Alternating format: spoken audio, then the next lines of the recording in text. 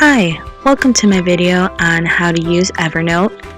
It is a website and an app that is a free note-taking software similar to OneNote. It is cost nothing. So just a few things that we notice here. So you can look at the shortcuts. You can also look at all your notes in one place. Every single note you have taken or have had will appear here.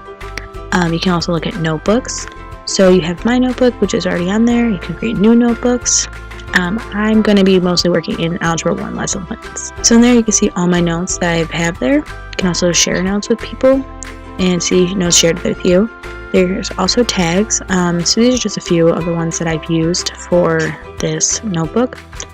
You can also have trash, where you can see all the notes that you've gotten rid of. And you can also upgrade. They have different subscription plans as well.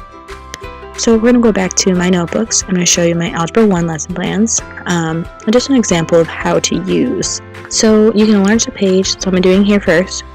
And you can change the title. You can drag files, start writing, or choose a template. So here's an example. I wrote the title there. So if you look at the templates, there's many different types of templates. But the ones that are mostly going to be useful for you as a teacher would be the ones in school. You can see different types of note-taking, different lists, different methods for organization and projects, and as well as the for schools collection. In this collection, we'll see a lot of calendars, monthly, weekly planners, something to be useful for lesson plans. I accidentally placed that there, so I'm going to undo that real quick. And you can also look at your templates as well. As I'm going back, so here I'm going to start writing. Just an example of the types of font you can use. So, first thing I wrote was create a checklist here. So you can see the different types of fonts you'll be using. There's only a limited collection, but I don't know if that's due to only the free version or if that's for all versions. You can change the colors and the size.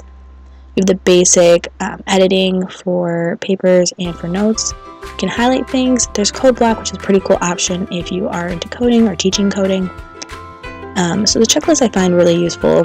You can put objectives, and students are able to check them off as they go through them or as they finish them. So it's really nice. So here I'm just making a quick little list of objectives to be used. You can make a bolded list or a numbered list as well. You can insert links and files into your thing here. So just an example, you can open.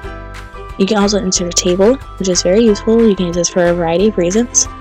You can use it for data, use it for list making, whatever you really ever use a table for. So here's just an example real quick. Another thing that I find really useful is, I'm about to show it right now, the separator. This is very useful as it draws just a straight line across, make your notes very organized and divide them into smaller bits. You can adjust your indent and your alignment, and you can move any formatting that you have put on. So something that you can also look at moving the note to a different notebook. You can share that note with others. You can duplicate the note, delete the note, add a shortcut to the note. You can also copy internal links as well as view more note information. Something that's very interesting is that you can share this note, and you can either have it for yourself or you can share this link with anyone and they'll be able to access this note. You can also invite people either by name or by email, and you can change what they can do. So you can either add an invite, edit, or just view. And you can also see who has access. You can also add or remove people as well. So we're going to keep going. So I'm just going to show you, I believe here, a example of a lesson plan that I made. So you can see here I changed the color for the class objectives, and in the checklist I'm just going to show you real quick that you can add images. You can see you can uncheck the list and recheck it however you need to. I added a meme real quick just because I think it was kind of cute. You can also include links to resources, and students are able to click those and go right to that page.